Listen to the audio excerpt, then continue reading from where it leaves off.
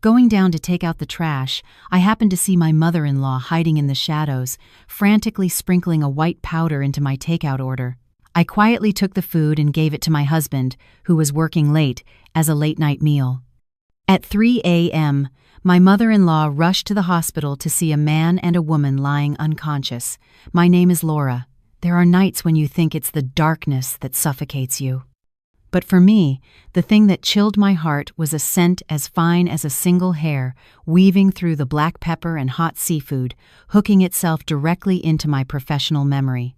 I am a pharmacist at a major hospital in Chicago. This profession has taught me a hard-to-shake habit. When others smell something delicious, I smell something strange. When others smell something new, I smell something old. If something is not right, even by the slightest margin, I notice. Sometimes that habit saves lives.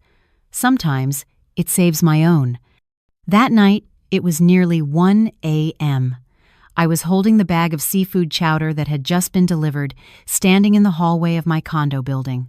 The motion sensor light had just flickered off, plunging the corridor into a thick silence, as if everyone was already asleep, leaving only the hum of air conditioners and the distant whir of the elevator. I was about to head up to our unit when the scent hit my nose. It wasn't a fishy smell, nor a burnt one. It was the dry, slightly acrid scent of a powder, like chalk dust mixed with something bitter. Anyone else might have thought the food was off, or the seafood wasn't fresh, but I didn't think so. I knew the smell of crushed medication when it meets heat, especially the kind that causes a severe reaction when mixed with alcohol. I stood frozen, my hand gripping the bag so tightly my fingers went numb.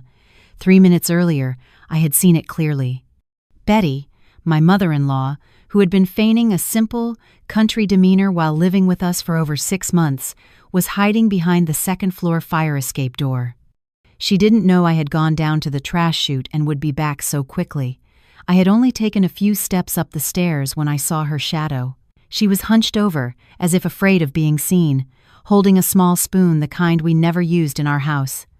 She opened the lid of the chowder container, sprinkled a white powder inside, and then closed it carefully, even wiping the rim with her finger as if to remove any trace.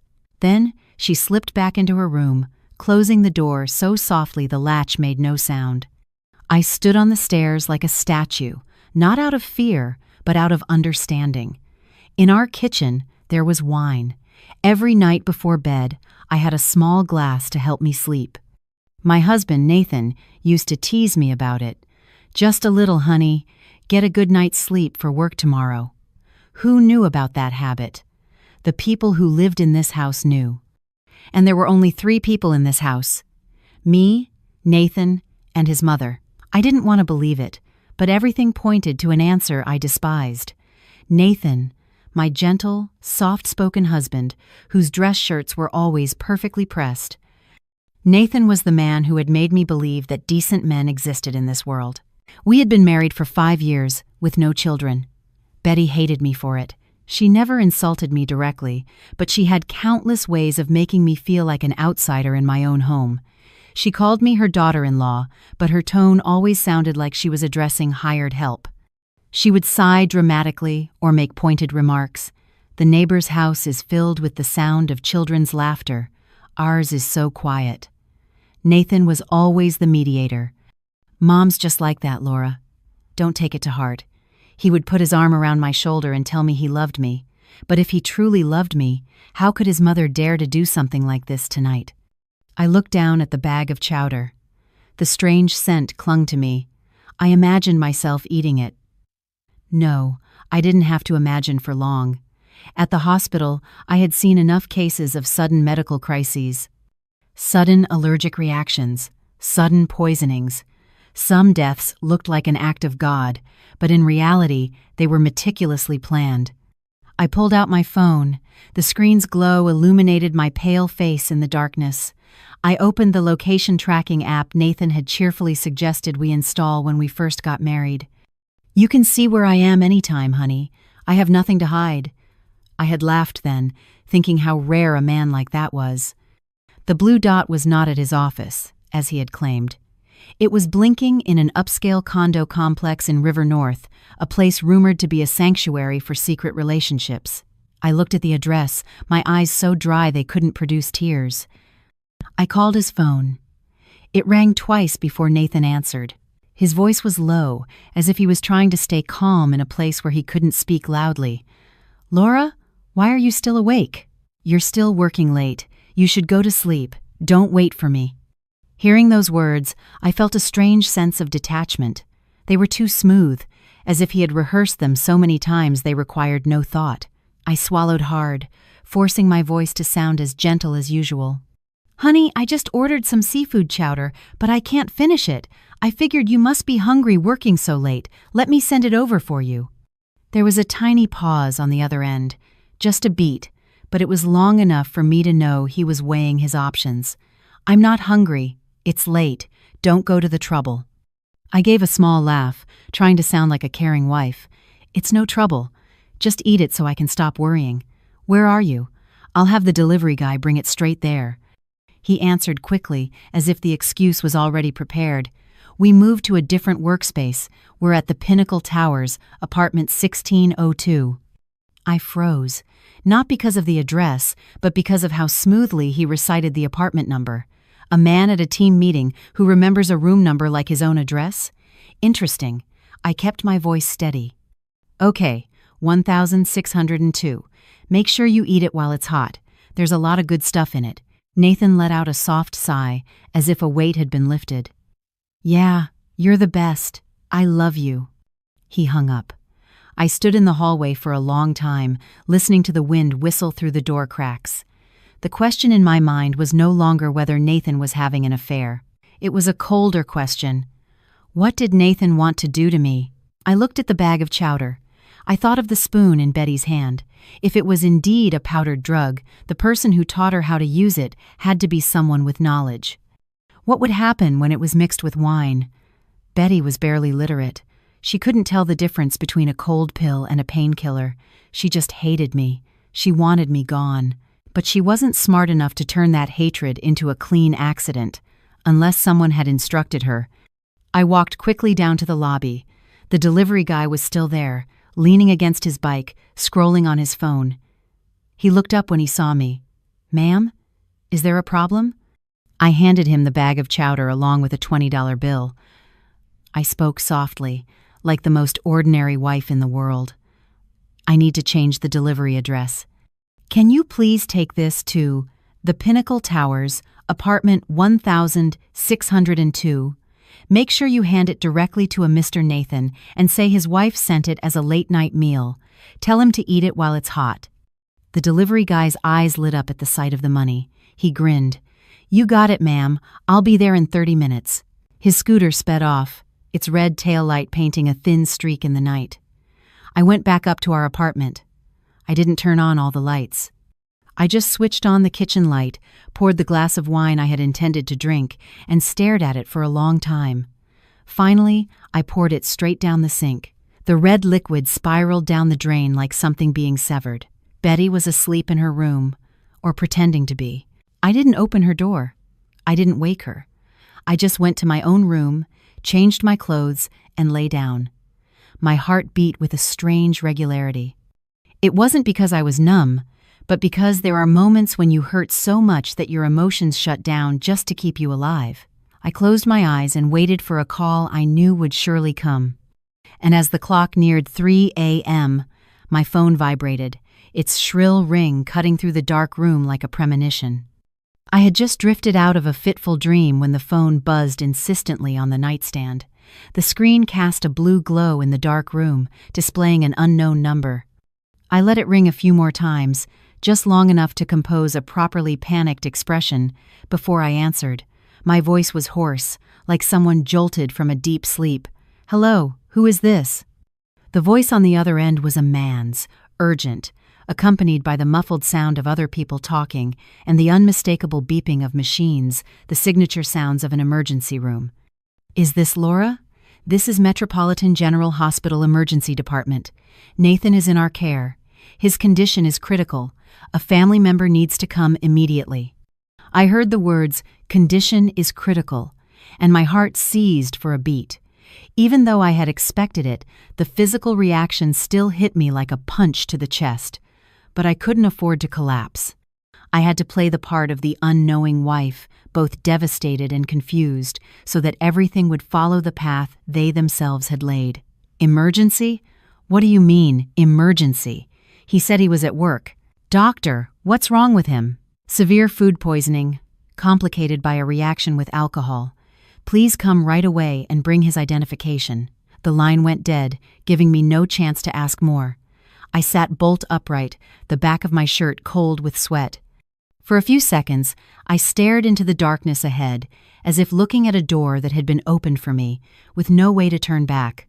Immediately, the phone rang again. This time, it was my mother-in-law's number. I answered, and before I could speak, Betty's voice screamed through the phone, shattered like a bowl dropped on a tile floor. "Laura, where are you? Get to the hospital, now!" "Nathan, he's not going to make it. Oh, God." Betty called me her daughter, for the first time, in that tone. Before, her words were always laced with an undercurrent of contempt. But now, that word wasn't a term of endearment. It was the cry of someone being pushed to the edge of a cliff by her own hands. I forced my voice to sound frantic. "Mom, what are you saying? Why the hospital? I'm coming right now." I didn't put on makeup. I purposely didn't fix my hair. I threw on a jacket, slipped on mismatched slippers, and shoved my phone and wallet into my purse like someone in a state of shock and panic. I opened my door and stepped into the hallway, where the yellow light cast a cold glow on the floor. Betty's door flew open. She rushed out, her face ashen, her hair a mess, her eyes wide as if she no longer recognized me. "What did you do? What did you send him to eat? Don't you know he drinks alcohol? Oh my God!" I stood still, looking directly at her. I didn't argue. I just let her talk, because with her own words, she was tightening the noose around her own neck. She was crying and terrified, and within that fear was the foul stench of guilt. "Mom, what are you talking about?" I sent chowder. Just chowder. Nathan was working late. I was afraid he was hungry. "Mom, calm down. Let's go to the hospital." Betty looked at me, her lips trembling. She seemed to want to say more, but swallowed it down. There are truths people dare not speak in a hallway, because a single slip of the tongue is enough to make the world spin out of control. On the way to the hospital, I drove with my hands stiff as wood. Chicago at 3 a.m. has an emptiness that makes the turmoil in your heart even louder. The streetlights stretched into blurry streaks. I rolled down the window, letting the cold wind hit my face to keep me alert. I remembered my wedding night. Nathan had held my hand and said, "Laura, I will never let you suffer." I had believed him. I had believed in a man who could hold me while I slept and plot my death in his mind. If it weren't for that strange, powdery scent, if I had drunk my glass of wine like every other night, if I had followed the routine they had grasped so perfectly, the person on that gurney right now would have been me. I had just parked the car when I saw Betty had arrived before me by taxi. She stumbled into the emergency department, her hand clutching her purse strap as if it were a lifeline. I followed, walking quickly but not running. I had to maintain an appearance of being both distraught and composed, like a wife who still had her dignity in the midst of a storm. The strong smell of antiseptic, familiar to the point of pain. White lights, waiting room chairs, the squeak of shoes on the floor, voices calling out, the constant beeping of monitors. I saw Betty slumped on the floor in front of the ER doors, her hands clasped as if in prayer, muttering, "Nathan, my son, my son." I walked over and touched her shoulder. "Mom, get up. Let's ask the doctor." Betty looked up. In her eyes, there were tears, panic, and something like hatred. She was about to lunge at me, but then stopped herself. I knew she was scared. Scared I would reveal what she had done, scared people would ask questions, scared of all the staring eyes. Most of all, she was scared of the truth. The ER door opened. A doctor stepped out, pulling down his mask, his face weary. I took a step forward, my voice just shaky enough. "Doctor, I'm Nathan's wife. How is he?" The doctor looked at me, his gaze a mixture of pity and seriousness. "He has severe poisoning, complicated by a reaction with alcohol. We're working on him, but his condition is deteriorating. The family should prepare for the worst. I heard the phrase, prepare for the worst, and my mind went blank. I grabbed the arm of a chair to stay upright, forcing my lips to tremble like someone about to faint. Behind me, Betty began to wail louder, as if trying to wash away her sins with tears. "Doctor, please save him. He's my son." The doctor nodded and went back inside. And just then, from the end of the hall, another gurney was wheeled past. On it was a woman with long hair, her face pale, her lips a purplish blue, covered to her neck with a blanket. A nurse walked alongside, speaking quickly. "Maintain the airway, monitor blood pressure." I only saw her face for a moment, but it was long enough for me to recognize her. Not as a patient I knew from the ER, but as someone my husband knew. Because I had seen that profile picture peeking out from Nathan's phone once when he had accidentally left the screen on before quickly shutting it off. I hadn't paid attention then. Now, I remembered it perfectly. Betty saw her too. She froze as if someone had thrown cold water on her. Her pupils contracted, and her sobs caught in her throat, turning into a dry, hacking sound. "That girl, why is she here?" I turned to her, my voice quiet but as sharp as a thread. "You know her, Mom?" Betty flinched. She looked around, as if afraid someone would overhear. But how could you hide it? The hallway was full of people whose eyes were already turning curious. And curiosity in a hospital at dawn is always followed by harsh speculation. Betty stammered, unable to form a complete sentence. "No, I don't know her. I don't know." I nodded slightly, feigning confusion. "I don't know either. Nathan said he was working. So why is she here? With him?" Betty suddenly clutched her head and slumped down, her breathing ragged. She was trapped between two pincers, on one side, her son, on the other, the secret she had been protecting. And in the middle was the bowl of chowder with the white powder that she herself had sprinkled in. She wanted to blame it all on me, but she didn't dare. She wanted to drag me down with her, but she had no way out. I stood there, looking at her with the eyes of a daughter-in-law who had endured enough. But deeper still, I also looked at her with the eyes of a woman who understood the fears of mothers from small towns. Fear of losing a son, fear of losing their support, fear of the family line ending, fear of being ridiculed by the neighbors. It was that fear that had turned her into a cruel person. The ER door opened again. This time, a doctor came out with a nurse. The nurse, holding a clipboard, called out, "Family of Nathan, we need a signature on these forms." I stepped forward. Betty scrambled to her feet, her hand grabbing my sleeve like a drowning person clutching a post. "Laura, you sign. You're his wife." I signed. My handwriting didn't shake. I just made my eyes red, my voice choked. I knew I had to stand firm, because if I crumbled, the whole truth would spill out uncontrollably. As the doctor was explaining the situation, I overheard a phrase that sent a chill down my spine. He consumed alcohol after eating. The reaction was very severe. Betty flinched. I could feel the hand gripping my sleeve tighten. "Mom, did you hear that?" I turned and whispered into her ear, a sharp reminder. "Nathan drank alcohol." Betty looked at me. In that moment, I saw a horrifying realization dawn on her. The powder she had sprinkled wasn't just to give Laura a stomachache or make her sick for a few days. It was something that could kill if combined with alcohol. She thought she was punishing her daughter-in-law, but in the end, the one who paid the price was her own son, and the other woman, who might very well have been carrying another life inside her. Betty suddenly let out a cry as if she'd been stabbed. "Oh God, Nathan!" She started to stumble and then collapsed right in front of the door. Nurses rushed to help her. People gathered around. I also bent down, took her hand, and called her by the name she always insisted I use. But now, I said it in a different voice, the voice of someone who had walked through fear. "Mom, stay calm. Listen to me. You have to live to see how this all plays out." Betty opened her eyes, her lips pale. She pulled me closer, her breath ragged. "Laura, I didn't mean it. I looked at her without pushing her away. I just spoke slowly, as if to someone who had just fallen into a deep chasm. "I know you didn't mean to kill anyone, Mom, but you did it. Some things, even if you don't mean for them to happen, still have a price. Betty sobbed. It was no longer the sound of a tantrum, but the cry of someone who suddenly realized their whole life had gone wrong with one misstep, which then rolled into an unstoppable descent.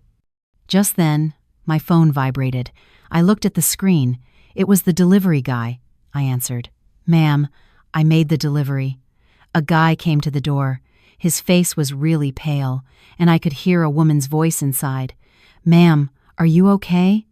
I murmured a quiet, "Yes," my throat tight with a stone-like lump. "Thank you." I hung up. I stood up and looked at the closed door of the emergency room. Behind that door was a man who had once called me his wife, who had said he loved me, who had built a home only to systematically push me out of it. I felt no joy, no satisfaction. I only felt a vast emptiness in my chest, where trust had been completely wiped away.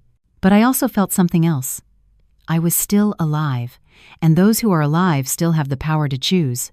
I couldn't go back to being the naive wife. I couldn't continue being the silent, submissive daughter-in-law. Tonight, all the masks had begun to fall. And when the masks fall, the only thing left is consequence. I turned to look at Betty. She was sitting on a chair, her eyes vacant, like someone who had just woken from a dream and couldn't believe it was real. I handed her a bottle of water and said softly, "Drink this, Mom, and then you're going to tell me. Who was Nathan with at the Pinnacle? How long have you known? And the powder you put in the chowder, where did you get it?" Betty held the bottle, her hands trembling.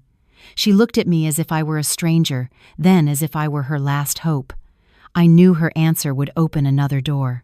And behind that door was not just betrayal, but a plan, and I, Laura, would have to walk through it. Betty sat in silence for a long time, the water bottle untouched in her hand. Her lips were cracked and dry, her eyes staring blankly into the space in front of her, as if replaying fragmented memories being dragged out and exposed under the harsh white hospital lights. I didn't rush her. Some truths, when forced, only result in lies. I waited, the same way I would wait for a patient to recover from a drug-induced shock, not pushing, not prodding, just observing their breathing and their eyes. Finally, Betty spoke, her voice raspy. "Laura, do you believe me?" I looked at her. For the first time in years, I saw my mother-in-law as just an old woman who was scared and lost, no longer the nitpicking matriarch, not yet a convicted criminal. I gave a slight nod.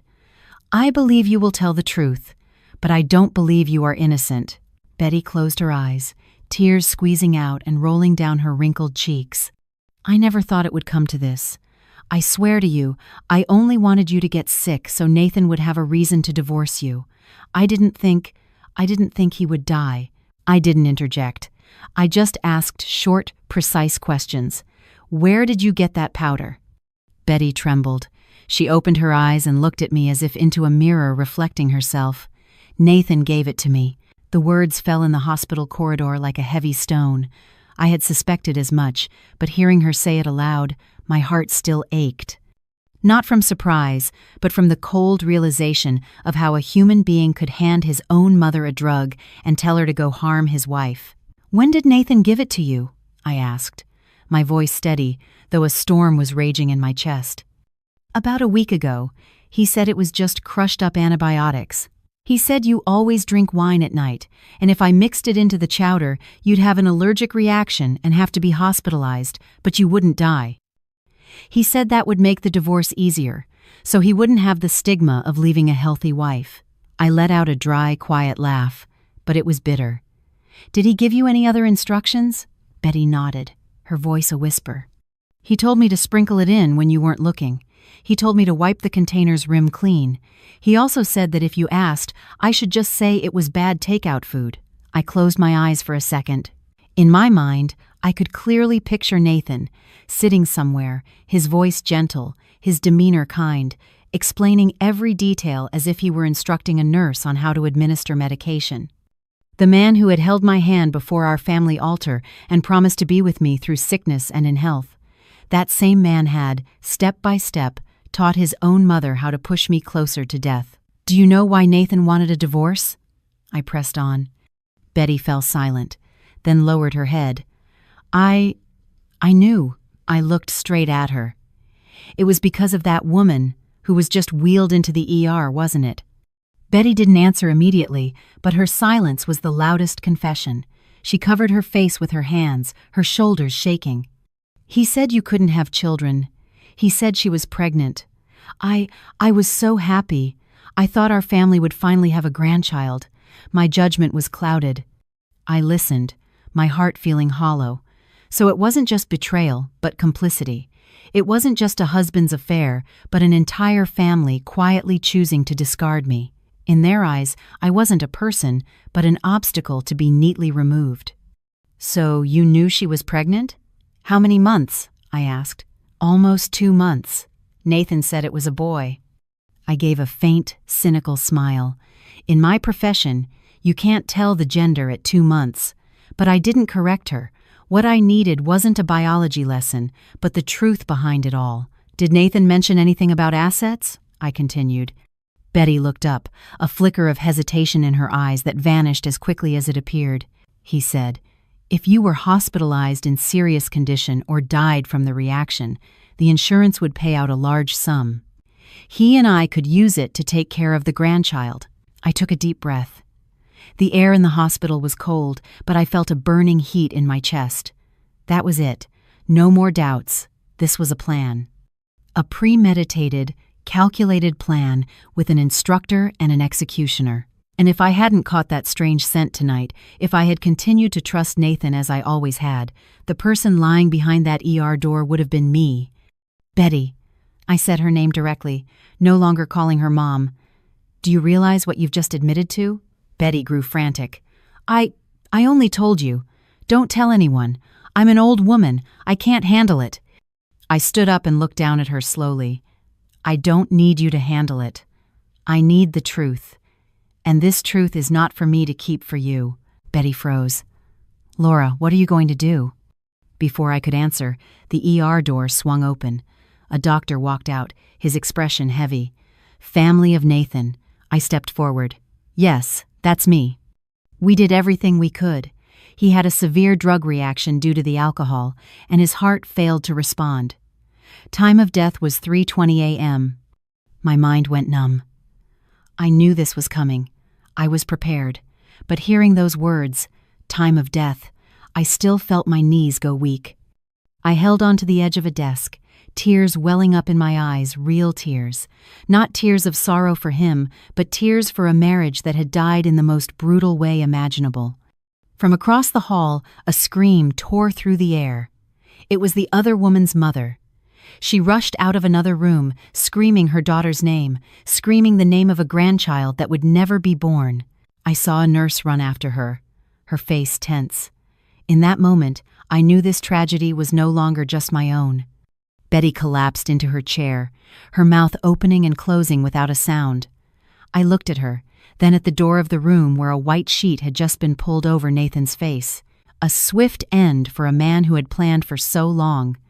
Less than 10 minutes later, the police arrived. They were quiet, working like people accustomed to the scent of death. A young officer approached me. "Ma'am, are you Nathan's wife?" "Yes. We need your cooperation. There are signs of drug-related poisoning." I nodded calmly.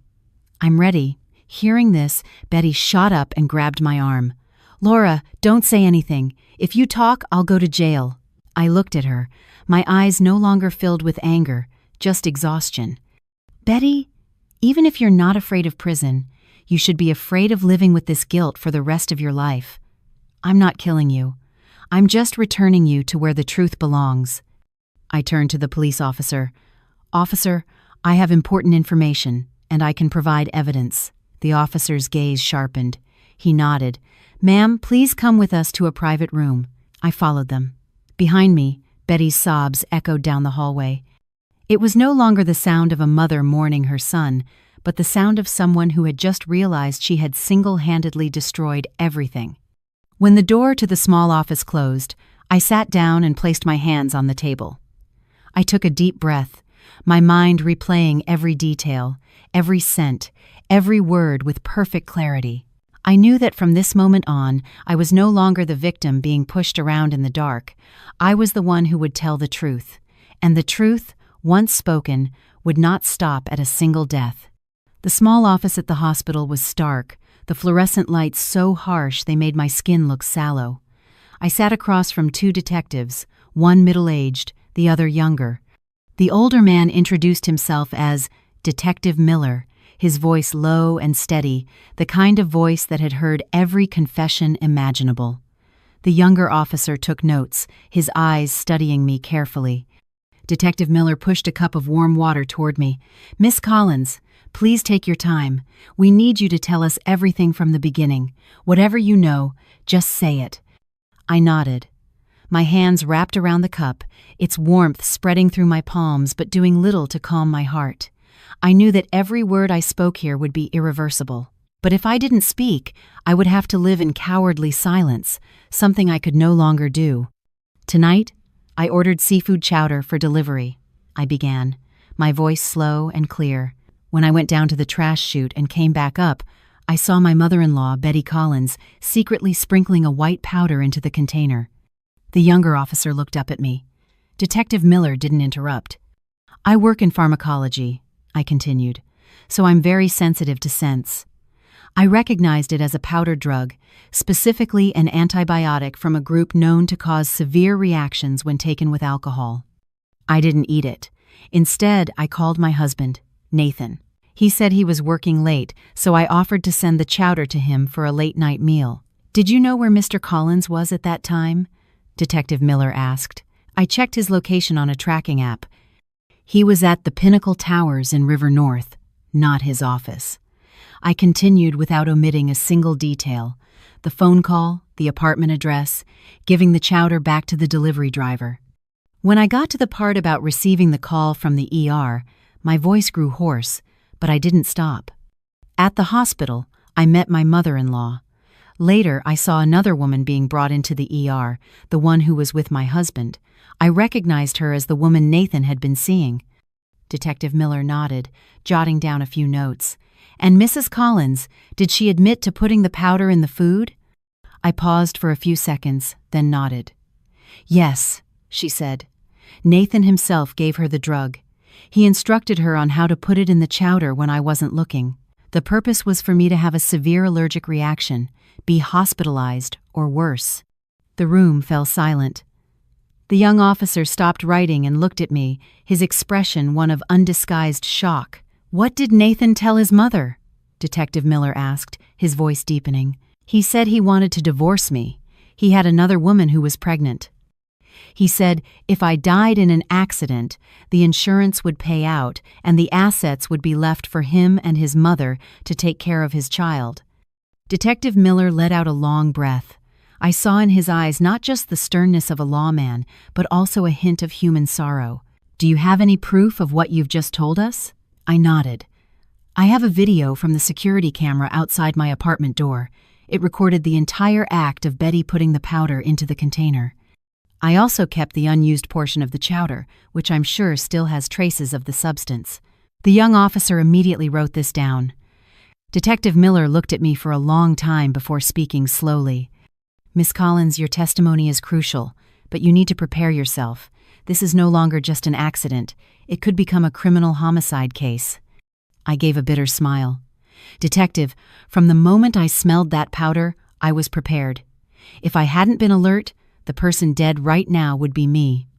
The door opened and a nurse came in, speaking quietly to Detective Miller. I couldn't hear what she said, but I saw his brow furrow slightly before he nodded. "Miss Collins, we need you to sign this preliminary statement. We will also be taking Mrs. Collins into custody for questioning." My heart sank a little. Even though I was prepared, hearing it confirmed was still heavy. "My mother-in-law, how is she?" I asked. "She's in an agitated state, but coherent enough to be questioned." I nodded. I signed my name on the paper, each stroke of the pen feeling like another cut, severing a relationship that had long been rotten. When I walked out of the room, Betty was sitting on a bench in the hallway, her face in her hands. She looked up when she saw me, her eyes filled with panic. "Laura, what did you tell them?" she asked, her voice trembling. I stood before her. In this moment, I was no longer the submissive daughter-in-law, nor the vengeful woman. I was simply a person telling the truth. "I told them exactly what happened," I replied. "Nothing more, nothing less." Betty broke down, her sobs like those of a child. "I didn't want to kill anyone. I just wanted a grandchild, Laura." I looked at her, my heart aching as if squeezed. I remembered the early days of my marriage, when I cooked her meals and called her Mom with genuine affection.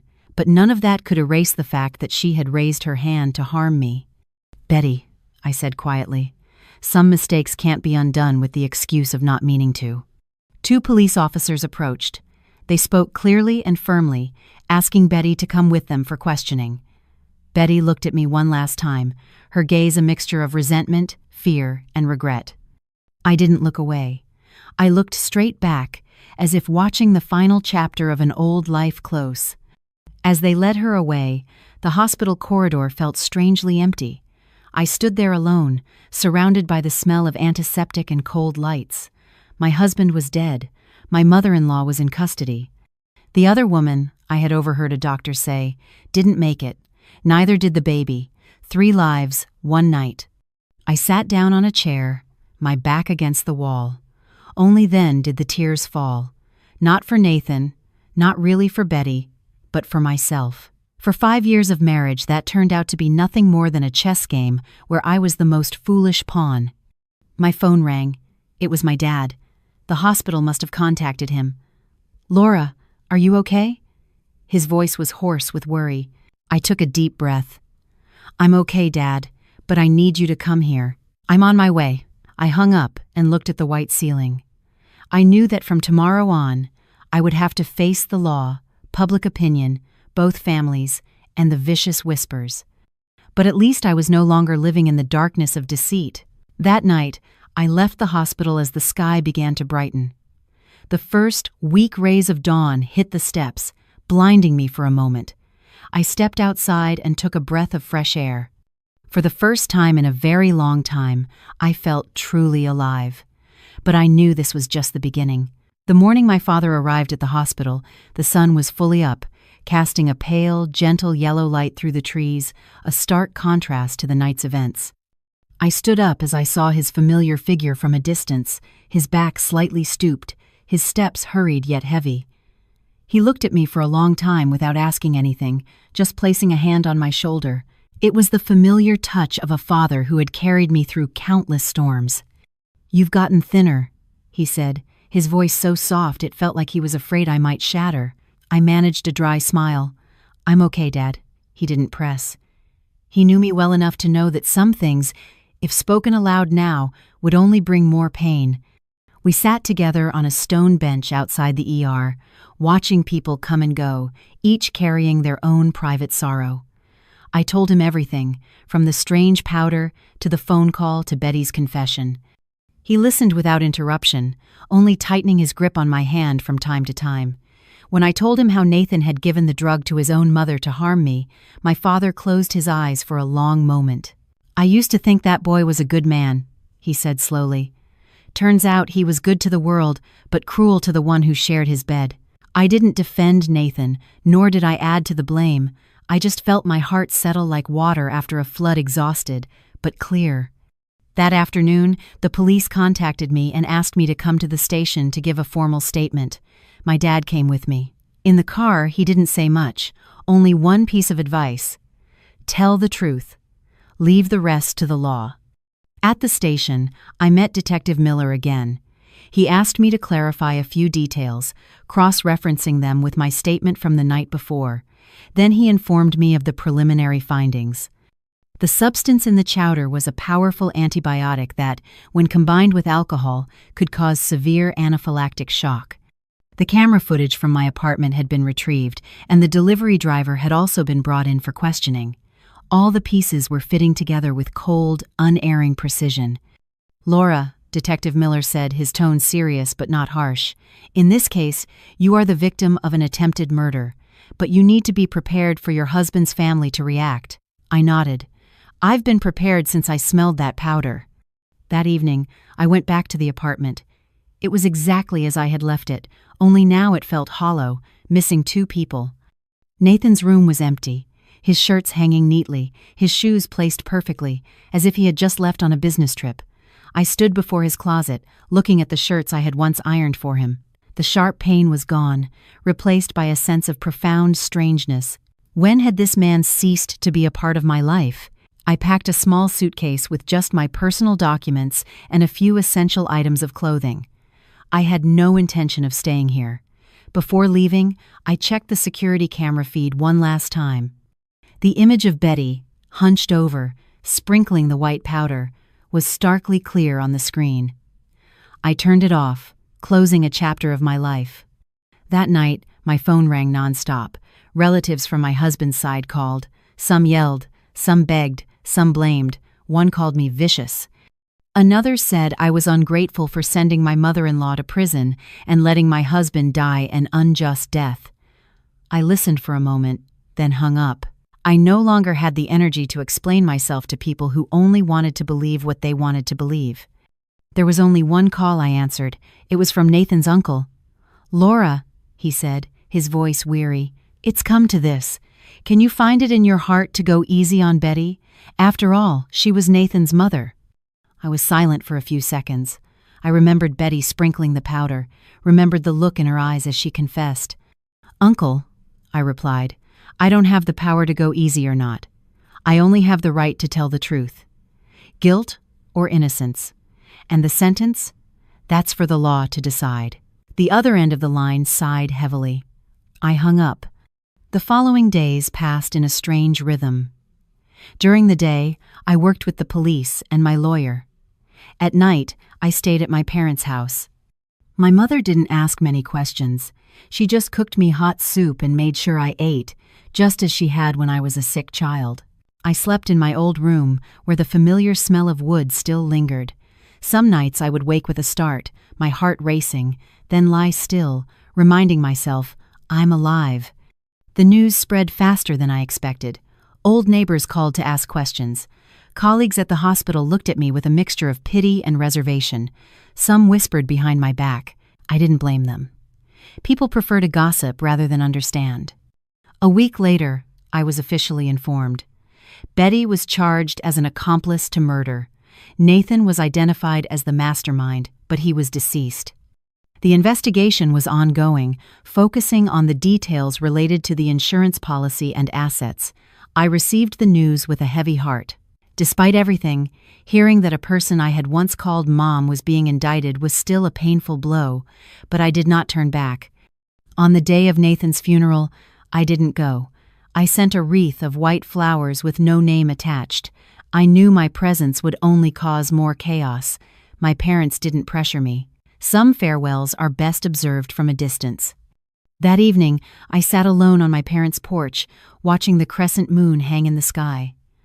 I thought about my 5 years of marriage, about all the times I had told myself everything would be okay. A difficult mother-in-law was fine, as long as my husband was kind. It turned out I had ignored too many warning signs, simply because I was afraid of losing a home. My phone buzzed. It was a text from my lawyer.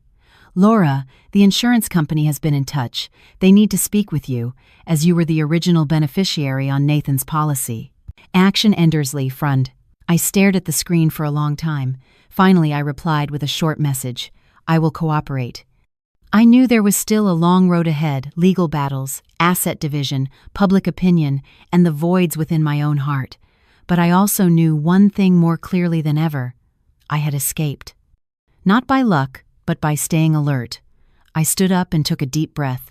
The night air was cool and clean. I was no longer the woman waiting for pity. I was the one who had looked the truth in the eye and kept walking, and the road ahead, however rough, was my own. The meeting with the insurance company was scheduled for a drizzly morning.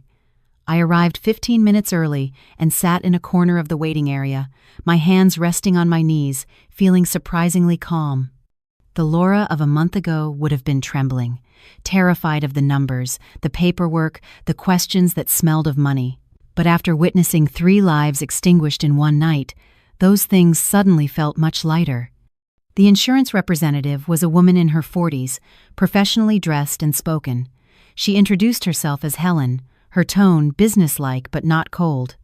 "Laura, according to the policy, you are the primary beneficiary. However, because Mr. Collins's death involves a criminal investigation, we need to clarify a few things before we can process any claim." I nodded. "I understand.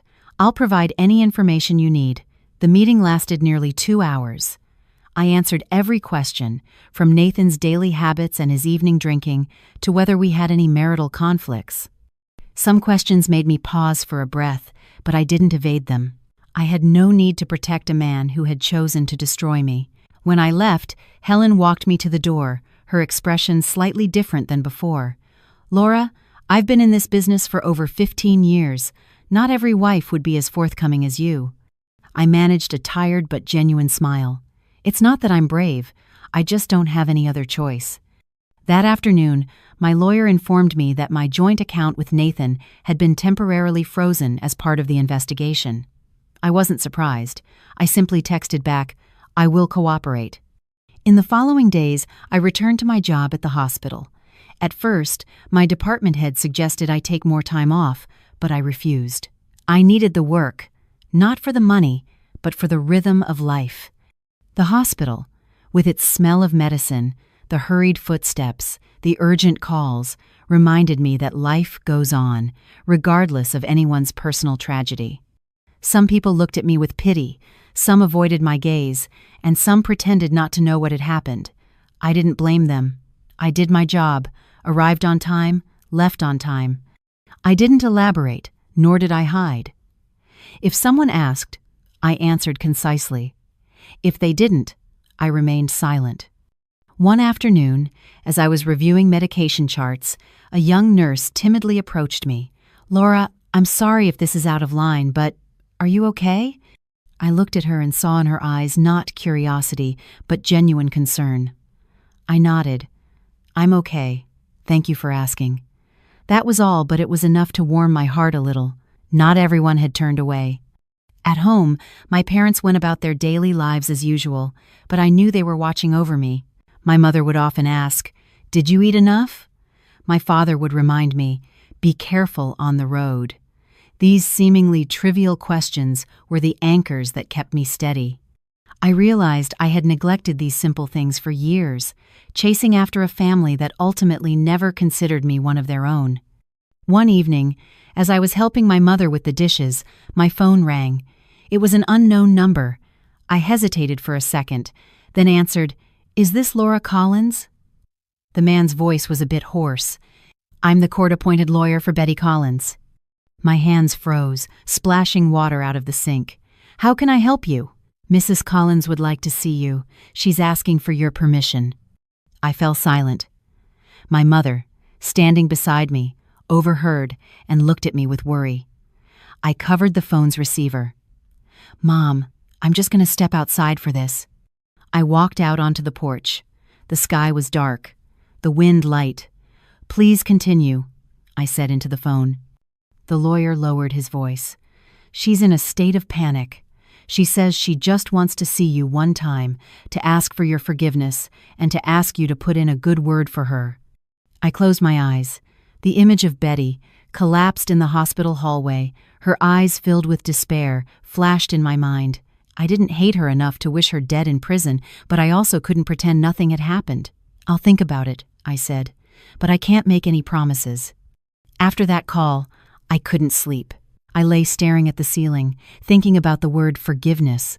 People say you forgive to lighten your own heart, but I wondered, if I forgave too soon, would it be a betrayal of myself? 2 days later, I decided to go see Betty. The detention center was on the outskirts of the city, the atmosphere heavy and oppressive. When I walked into the visitation room, Betty was already sitting on the other side of the glass partition. She had lost a lot of weight. Her hair was noticeably grayer, and the critical look in her eyes was gone, replaced only by fear and exhaustion. When she saw me, she started to cry silently. "Laura, you came." I picked up the internal phone, my voice calm. "You asked to see me. What is it?" Betty trembled. "I'm sorry. I was wrong. I don't dare hope for you to forgive me. I just want you to understand. Nathan manipulated me. I was a fool. My heart sank, but I didn't soften. Do you remember that night, when you were sprinkling the powder into the chowder? What were you thinking then? Betty bowed her head, her shoulders shaking. I thought you would just get a stomachache, go to the hospital, and then get a divorce. I never thought about death. I nodded slowly. But did you ever think about what would happen to my parents if the person who died was me? Betty choked on a sob. She couldn't answer. I continued. I didn't come here to yell at you. I didn't come here to ask for a reduced sentence. I came here to tell you that I survived. But some wounds don't heal just because you survive. Betty looked up, her face streaked with tears. Laura, I know I deserve this. I looked at her for a long time, then spoke slowly. I will not lie to the investigators. I will not ask for leniency by distorting the truth. But I will not add anything either. I will only state exactly what happened. En way, was ported praise. Betty nodded repeatedly, like a drowning person clinging to a piece of wood. That's enough for me. That's enough. The visit ended. As I stood up to leave, Betty called after me. Laura, if there's a next life, I hope we can be strangers. I turned back and said softly, in this life we should probably learn to be strangers to each other too. Leaving the detention center, I took a long, deep breath. I didn't feel relieved, but I no longer felt as heavy as before. Some things just need to be said clearly. They don't need a beautiful ending. A week later, my lawyer informed me that the insurance company would not be paying out the claim, citing evidence of intended fraud. The joint assets would be divided according to the law after all related liabilities were settled. I heard the news without sadness. After everything, money was just something that came after human life. That evening, I sat alone in my room and opened my old suitcase. I took out a sweater I had knitted for Nathan the winter before. I ran my fingers over the stitches. I didn't cry. I folded it neatly, put it in a bag, and took it out to the trash. Some memories only keep you trapped if you hold on to them. I went back inside, closed the door, and stood in front of the mirror. The woman looking back at me was tired, but her eyes were no longer panicked. I realized I had walked through the darkest part. Ahead of me were court dates, public opinion, and lonely days. But I was no longer afraid, because I knew I was walking on my own 2 feet. The days leading up to the trial passed more slowly than I expected. Time no longer rushed by in a torrent as it had when the tragedy first struck, but dripped, heavy, and distinct. Every morning, I woke up at the same time, made tea for my dad, coffee for my mom, and went to work. That rhythm wasn't to forget, but to keep myself from slipping out of ordinary life. At the hospital, I started being assigned night shifts again. My department head called me in, speaking slowly as if afraid to hurt me. Laura, if you're not ready, I can arrange for you to stay on day shifts. I shook my head. I can do it. I need to. She looked at me for a moment, then nodded without another word. I knew she understood. Some pain, if you keep avoiding it, will never pass. One shift, I ran into Ben Miller, the ER doctor who had been on duty the night Nathan was brought in. Back then, he was just a blurred face in a flurry of activity. Now, he stood before me, a hint of hesitation in his eyes. Laura, you don't have to answer if you're not comfortable, but I just wanted to say, I'm very sorry about that night. I was silent for a few seconds, then replied, It wasn't your fault. He exhaled as if relieved. I know, but some cases, no matter how long you've been in the profession, they just stick with you. I looked at him and suddenly realized that everyone carries their own share of memories they'd rather not revisit. I nodded. I understand. That brief conversation made me think for a long time. I wasn't the only one caught in this vortex. Others, intentionally or not, were all left with aftershocks. At home, my mother started mentioning the neighbors more often, not out of curiosity, but out of concern. The people down the street have been staring at you lately. I smiled faintly. They'll get tired of it eventually, Mom. She sighed. People's words can be so cruel, dear. I knew that, but I also knew I couldn't live my whole life trying to please the eyes of others. I just needed to live truthfully.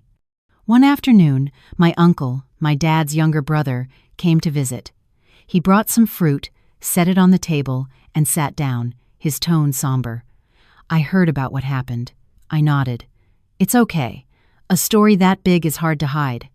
He looked at me for a long time, then said, I just want to say one thing. You are not at fault. I lowered my head, my hand gripping the hem of my shirt.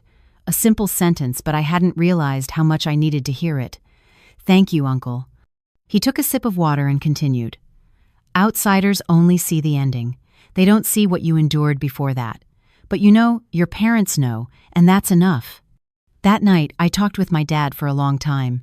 He was a man of few words, but each one carried weight. Laura, if you want to move, your mother and I are ready to help. I shook my head. I don't want to run away yet. This is home. He nodded, not pushing.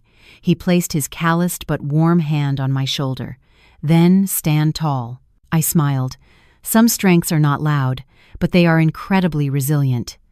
The day I received the summons to appear in court, I no longer felt shaky. I read every line carefully, folded it, and placed it on the table. I knew it was an unavoidable part of the journey, but unlike before, I no longer felt alone. My lawyer met with me to prepare my testimony. He was meticulous, reminding me to stay calm, to speak only the truth, and not to let my emotions take over.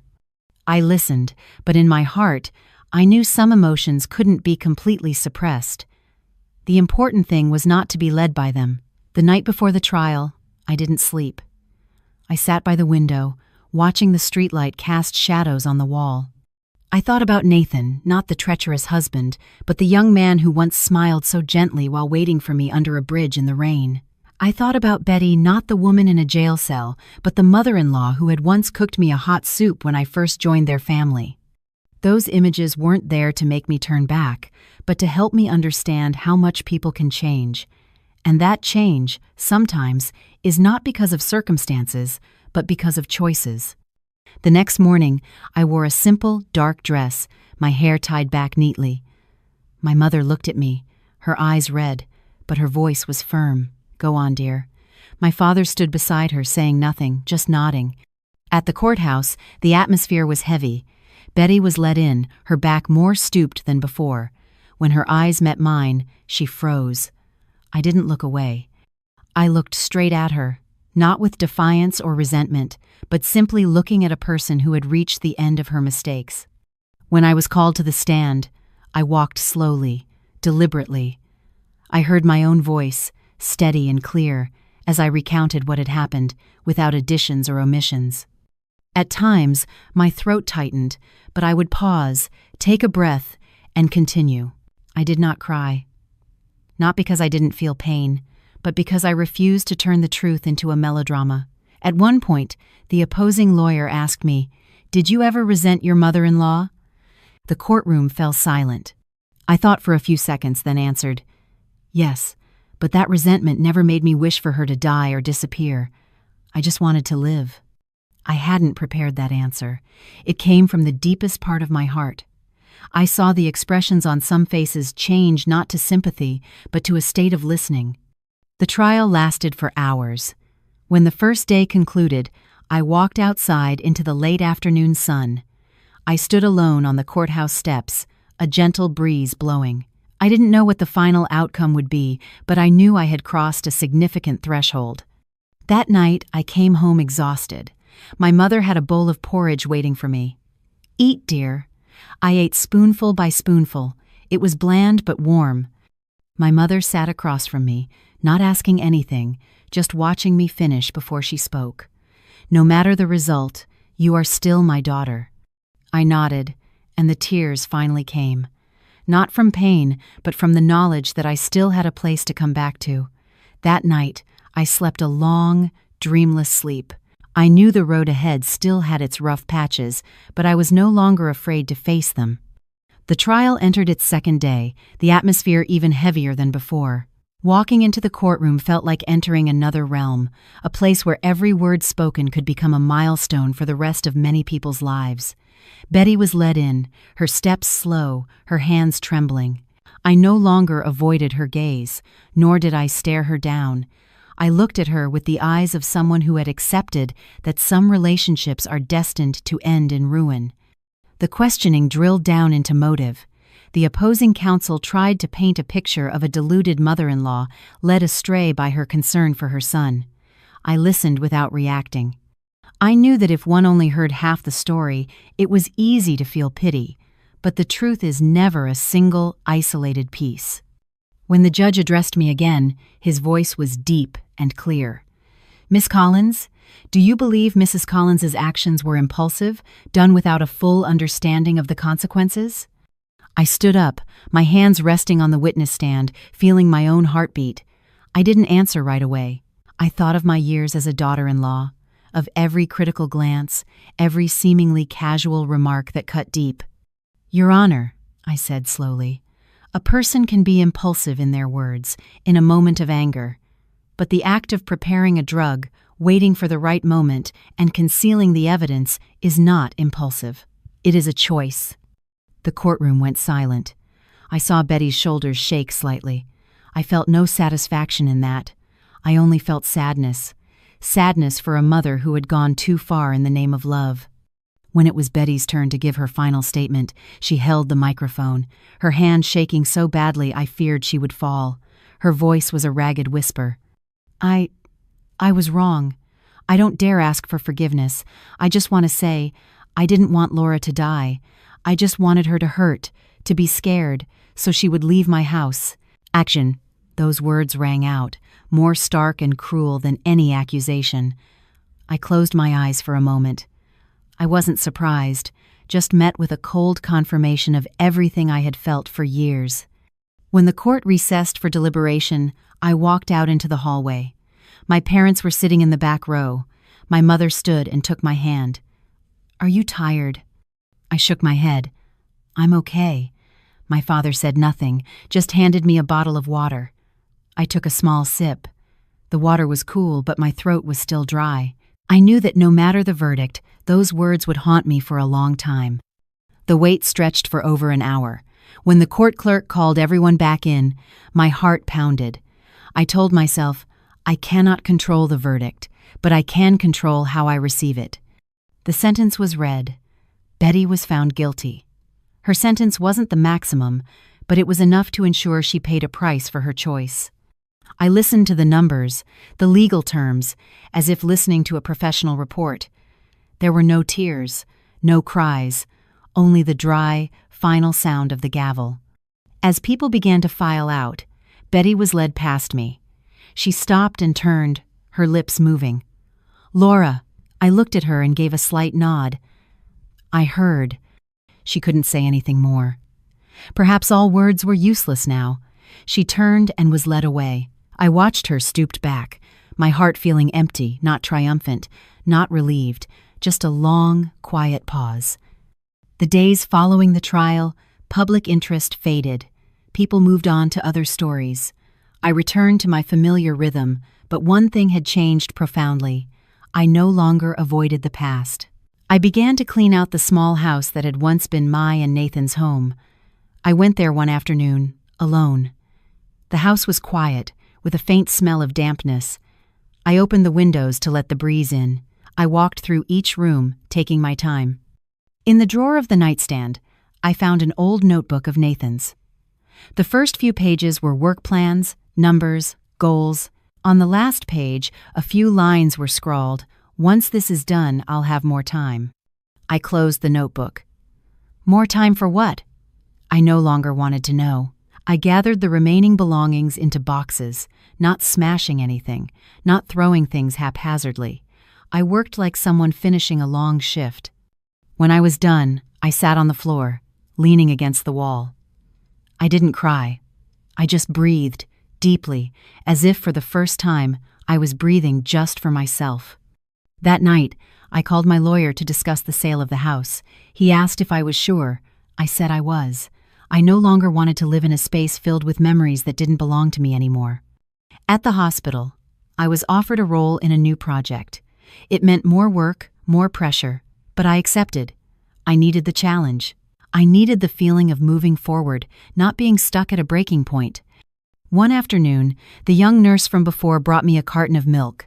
"Laura, remember to eat properly, okay?" I smiled. "Thank you." These small, quiet acts of kindness were enough to remind me that I wasn't invisible. One evening, I came home late. My mother had left a plate of food for me, carefully covered. I sat alone in the kitchen, eating, listening to the sound of the television from the living room where my dad was watching the news. Everything was so normal, it almost made me forget there was a time I thought I could never return to this. After dinner, my mother came into the kitchen and asked softly, "Do you regret getting married?" I thought for a moment, then answered, "No, I only regret not listening to myself sooner." My mother nodded. She understood. That night, I stood in front of the mirror and took off my wedding ring. I placed it in its box and put it away in a drawer, not to keep, but to close. I looked at the woman in the mirror. She was no longer a bride, no longer a daughter-in-law. She was just Laura, and that was enough. I knew the road ahead still had many turns. Maybe I would be alone for a long time. Maybe I would love again, or maybe not. But this time, I would not trade my safety and self-respect for any title. As I turned off the light and lay down, my heart was calmer. I no longer hoped for a fairy tale happy ending. I just hoped for a life where I didn't have to bow my head to fear. After the trial, my life didn't suddenly become easier, but it became clearer, as clear as water after a heavy rain still rippled, but no longer murky. I moved out of the old house on a weekend morning. The sun was gentle. There was no party, no farewell, just boxes, a small moving truck, and a decision that had been considered long enough. The new apartment I rented was near the hospital, small, bright, and quiet. The day I moved in, my mother came with me, carrying a basket of food. My dad drove the car slowly, as if afraid things were moving too fast. After placing a new pot on the stove, my mother turned and asked, "Do you need anything else?" I shook my head. I needed very little, really. A bed, a table, a corner for my teapot. I left the rest of the space empty, as if saving it for the days to come. The first night in the new apartment, I didn't turn on the TV. I made tea and sat by the window, watching the traffic below. The sounds of the city were steady, not yet familiar, but not alien either. I realized then that a sense of security doesn't necessarily come from a house you once called home. It comes from no longer having to live in fear of what might happen behind your back. In the following weeks, work consumed me. The new project demanded time and focus. I worked more than before, but I was no longer tired in the old way. Before, I was exhausted from trying to hold together a fracturing family while working. Now, I was tired from doing my job well, from knowing I was building something for myself. Some days, after a late shift, I would stop at a small diner down the street for a bowl of hot soup. The owner, recognizing my face, would ask, "Late shift again?" I would nod. Those simple, everyday questions made me feel like I was a part of life, not just an observer. One rainy afternoon, I received a text from my lawyer. The sale of the house was complete. I read it without sadness, just texted back a thank you. Then I put my phone down and watched the rain. Some doors close without a sound. They just quietly shut so you can't look back. That evening, my dad called, his voice even and low. "Come over for dinner this weekend." I said yes, nothing more. Between us, few words were needed. I went to my parents' house on Saturday afternoon. My mother made sour soup. My father cooked braised fish, familiar dishes, familiar smells. I ate slowly, listening to the clinking of chopsticks against bowls. My dad talked about my uncle fixing his roof. My mother mentioned a neighbor who was sick. No one mentioned the trial, Betty or Nathan. Not because they were avoiding it, but because we all understood that some things had been said enough. After dinner, I sat on the porch with my dad. The sky was dark, the air cool. He lit a cigarette, took one drag, and then put it out. "Laura," he said my name, his voice low, "what are your plans now?" I thought for a moment. "Work, live a normal life. The rest can wait." My dad nodded, his gaze softening. "I don't need you to be better than anyone else. I just need you to be at peace." I smiled. Some parental wishes are so simple, people often forget them. In the days that followed, I received a letter. The handwriting was shaky and uneven. I recognized it immediately as Betty's. The letter was short. No begging, no blaming. She wrote that she was serving her sentence, that she missed the meals from long ago, and that she understood she had no right to hope for my forgiveness. The last line read, "If you are living well, I can be at peace." I folded the letter and put it in a drawer. I didn't reply, not out of hatred, but because I had already said what needed to be said. Some relationships just need to be kept at the right distance. At the hospital, I started mentoring some of the new staff. A young pharmacist named Hannah was always asking me direct questions.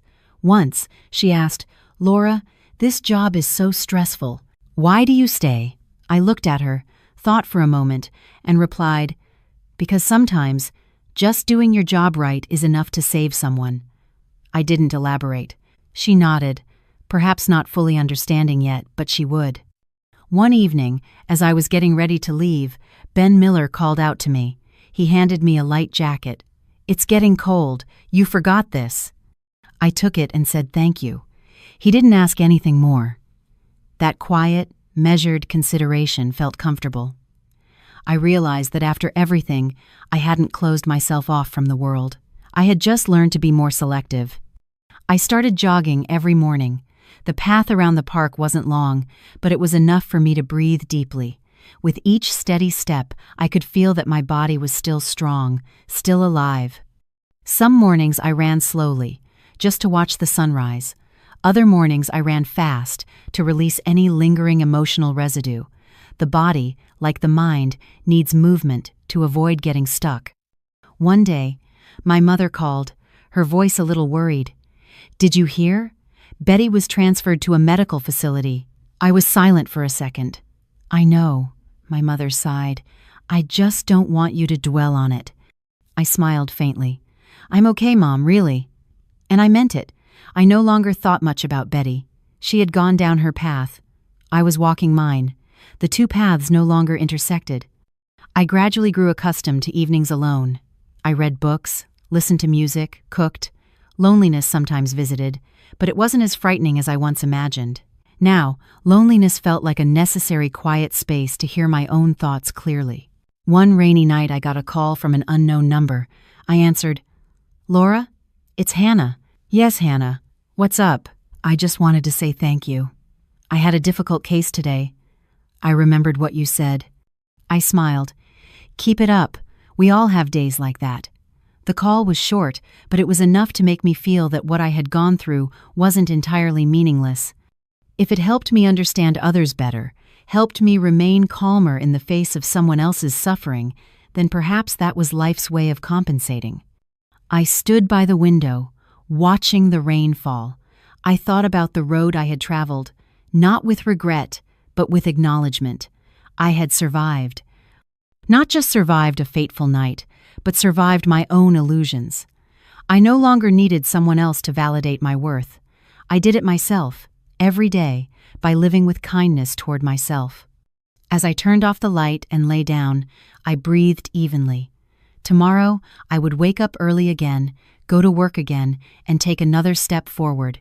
No grand promises needed, just the simple act of living each day without bowing my head to fear. That year, the rainy season came later than usual. The first showers weren't torrential downpours but a gentle rain, just enough to wash the dust from the leaves of the trees lining the street. I grew accustomed to returning to my small apartment after dark, turning on the kitchen light, cooking a simple meal, and eating in silence. No one asked why I was late. No one chided me for not waiting. That sense of freedom, at first a bit empty, gradually became a part of my rhythm. Work at the hospital entered a peak period. The new project required me to coordinate with several other departments. My meeting schedule was packed, and my responsibilities grew. Some nights, I didn't get home until nearly midnight. I was tired, but it was no longer the same kind of exhaustion. This was the fatigue of meaningful work, a world away from the exhaustion of struggling to exist in a family where every step was a minefield. One afternoon, my department head called me into her office. She closed the door and poured me a glass of water. "Laura, I want to talk to you about something." I sat up straight, my mind racing through possibilities, but I wasn't worried. "Yes?" The hospital is proposing to send someone for a 6-month advanced training program overseas. I've considered the options, and I want to nominate you." I was stunned, not because it was a surprise, but because I hadn't thought my name would even be in consideration at this time. "Me? You think I'm a good fit?" She looked at me, her gaze serious. "Professionally, you are more than qualified, and in terms of resilience, I trust you more than most." I was silent for a few seconds. 6 months. Not too short, not too long. Going or staying was a major choice. "I'll need some time to think about it," I said. "Of course, no need to answer right away." That evening I called my parents. My dad listened and neither objected nor pushed. "It's your decision. We'll support you." My mother, however, had more questions. "It's so far away. Can you handle it?" I laughed. "I can handle it, Mom. I've handled things that were much harder." My mother was quiet for a moment, then said softly, "Then you should go. It will be a good experience." I hung up and looked around my small room. I thought about the years when every decision I made had to be weighed against what Nathan would think, what his mother would think. Now, for the first time, the only question was, what do I want? In the days that followed, I thought a lot. Not because I was afraid to go, but because I understood that